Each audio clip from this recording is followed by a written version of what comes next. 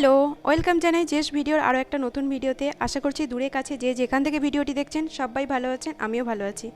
কয়েকদিন ধরে ট্রেন্ডিংয়ে চলছে এই পটেটো মাশরুম রেসিপিটি। তো আমি ভাবলাম আমি কেন বাদ যাই, তাই আমিও রেসিপিটি শেয়ার করে ফেললাম।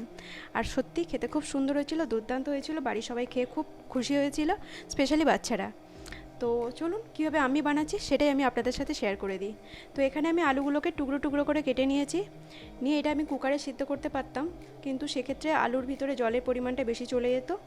সেই জন্য আমি কড়াইয়ের মধ্যে এটাকে সিদ্ধ করে নিয়েছি। সামান্য একটু লবণ আর জল দিয়ে এটা 5 থেকে 7 মিনিট মতো কুক করে নেব।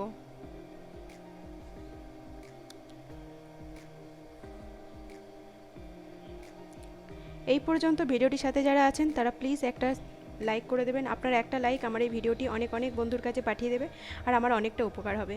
প্লিজ একটা লাইক করে দেবেন। যদি অনেক বেশি ভালো লেগে থাকে একটা সাবস্ক্রাইব করে পাশে থেকে যাবেন আর অতি অবশ্যই বেল আইকনটি ক্লিক করে দেবেন। তো এখানে আমার আলুটা সিদ্ধ হয়ে গেছে আর দেখতেই পাচ্ছেন আমি এটাকে জল ঝরিয়ে নিয়েছি। নিয়ে অন্য একটা পাত্রে আলুটাকে ভালো করে ম্যাশ করে নেব, যাতে আলুর মধ্যে কোনো রকম গুটলি মতো না থাকে। তো আমি এটাকে ভালোভাবে ম্যাশ করে নেব আর গরম অবস্থায় এটাকে ম্যাশ করে নিতে হবে। তো আলুটা আমার ম্যাশ করা হয়ে গেছে। অবশ্যই গরমটা যে যদি কেউ হাতে নিতে পারেন তো ভালো, আর নাহলে একটা হাতার সাহায্যে আলুটা ম্যাশ করে নেবেন। আর এর মধ্যে দিয়ে দিলাম ময়দা, 1 বাটি ময়দা আলু একসাথে মিশিয়ে একটা ডো বানিয়ে নেব।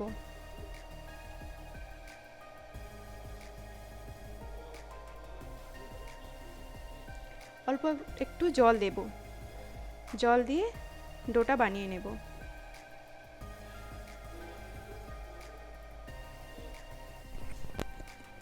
ডোটা আমার বানানো হয়ে গেছে। এবার বুঝবেন কি করে যে ডোটা পারফেক্ট হয়েছে। সেক্ষেত্রে একটু বল মতো কেটে নেবে আটার, হাতে ভালো করে গোল পাকিয়ে নেবে। যদি ফেটে না যায় সেক্ষেত্রে বুঝে নিতে হবে যে আমার এটা রেডি। হাতে একটু তেল লাগিয়ে নিয়েছি আর একটা বোতল নিয়েছি। তো আমার কাছে বোতল ছিল না, সেই জন্য আমি রোজ ওয়াটারের বোতলটা ক্লিন করে নিয়েছি। যে আটা লেচিটা কেটেছি তার মিডিল বরাবর দেখতেই পাচ্ছেন কীভাবে আমি মাশরুমের শেপটা দিয়ে নিয়েছি।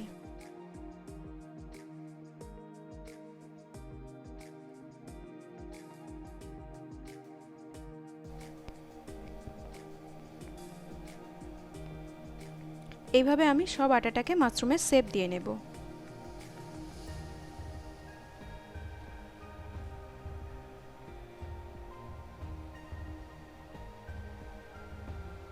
আমার এই ভিডিওগুলো কেমন হয় অতি অবশ্যই কিন্তু কমেন্ট করে জানাবেন। কেমন ভালো লাগে কি খারাপ লাগে, ভালো মন্দ যাই হোক প্লিজ কমেন্ট করে জানাবেন, তাতে আমার সুবিধা হবে। নেক্সট টাইম আমি আরও ভালো করার চেষ্টা করব।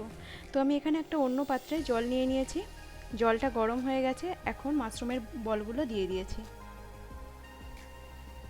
এটা যখন জলের ওপর ভেসে উঠবে তখন বুঝে যেতে হবে যে এটা সিদ্ধ হয়ে গেছে। তবে এটা 80% মতো কুক করে নেব। নিয়ে জল ছড়িয়ে বরফ জলে এটা আমি দিয়ে দেব, যাতে ফুল কুক না হয়ে যায়। এর থেকে বেশি কুক হয়ে গেলে তাতে টস করতে একটু প্রবলেম হবে। অন্য একটা পাত্রে আমি সাদা তেল দিয়ে দিয়েছি 2 চামচ মতো। এর মধ্যে দিয়ে দেব রসুন কুচি আর দেব সয়া সস। রসুন কুচিটা একটু ব্রাউন করে ভেজে নেব, তারপর দেব সয়া সস। তারপর দেব রেড চিলি সস 2 চামচ মতো, চিলি ফ্লেক্স আর দেব হানি। যদি হানি না থাকে সেক্ষেত্রে চিনির গুঁড়োও দিতে পারেন। আর দিয়ে দেব চিলি ফ্লেক্স আর সামান্য একটু লবণ, কারণ আমি আলুটা সিদ্ধ করার সময় লবণ দিয়েছিলাম। সব কিছু দিয়ে মিশিয়ে নেব। এর মধ্যে মাশরুমগুলো দিয়ে দেব, দিয়ে হালকা নাড়াচাড়া করে রেডি হয়ে যাবে পটেটো মাশরুম। এটা সত্যি খুব ইয়াম্মি হয়েছিল, বাড়িতে অবশ্যই ট্রাই করো। আর যদি ভালো লাগে তাহলে একটা লাইক, শেয়ার অ্যান্ড সাবস্ক্রাইব করে পাশে থাকবেন। আবার দেখা হবে নেক্সট ভিডিওতে। ততক্ষণ ভালো থাকবেন, সুস্থ থাকবেন, ফ্যামিলির প্রতি খেয়াল রাখবেন। টাটা।